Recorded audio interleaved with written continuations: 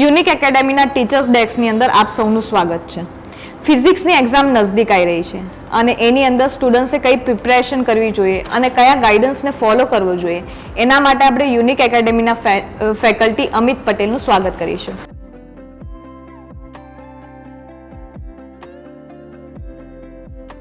Sir કેમ છો?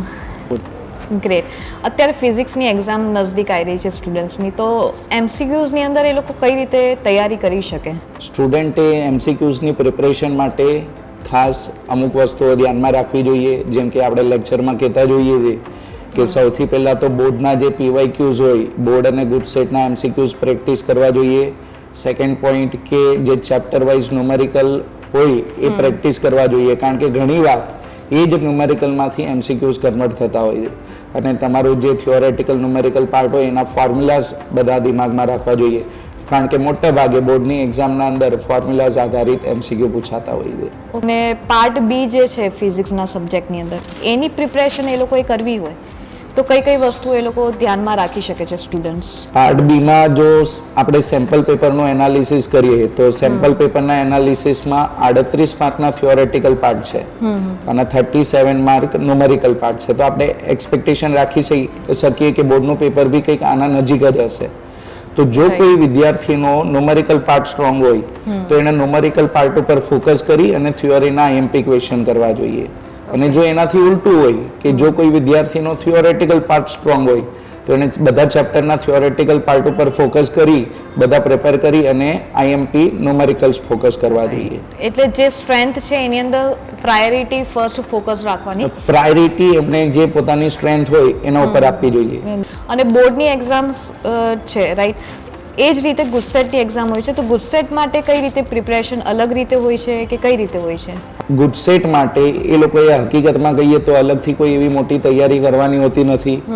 જે બોર્ડ માટે એમસીક્યુઝ પ્રિપરેશન કરેલી હોય છે એ જ એમસીક્યુ પ્રિપરેશન ફરીથી કરી અને સારો કોન્ફિડન્સ આવે તો વધુમાં વધુ એમસીક્યુઝ સોલ્વ કરવા જોઈએ. રાઈટ. ફિઝિક્સના સબ્જેક્ટની અંદર ઘણા સ્ટુડન્ટ્સ એવા હોય છે કે જો થોડા વીક પડે છે અને એમને પાસિંગ માર્ક્સ લાવવા બી એક ચેલેન્જ છે, એક ટફ ટાસ્ક છે.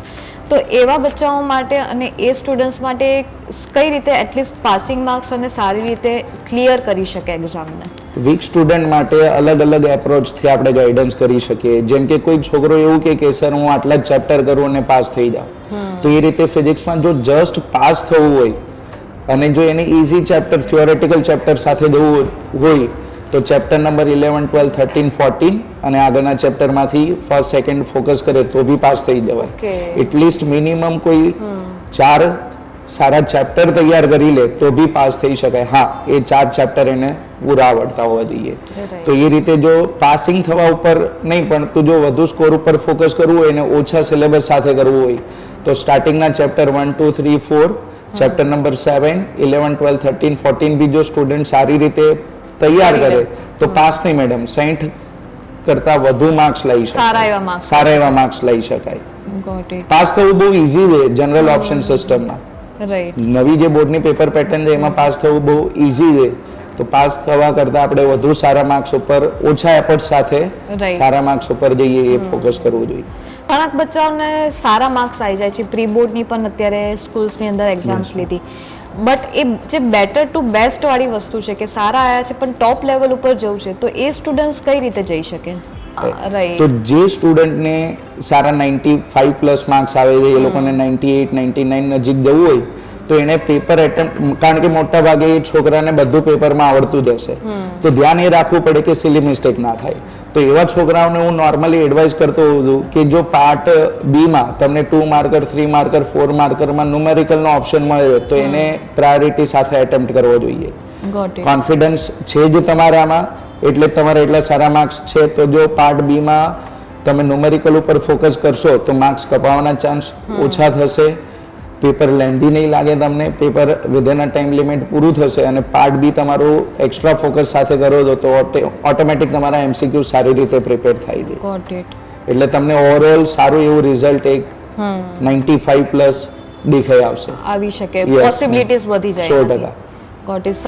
Thank you so much sir. તમારી ગાઈડન્સ આઈ હોપ સો બધા સ્ટુડન્ટ્સને ઘણી અગત્યની છે અને ઘણી જ કામમાં આવશે. અને હું બધા સ્ટુડન્ટ્સને બી કહેવા માંગીશ કે એક્ઝામ નજદીક આવી રહી છે અને યુનિક એકેડેમી તરફથી બધા જ સ્ટુડન્ટ્સને ઓલ ધ બેસ્ટ.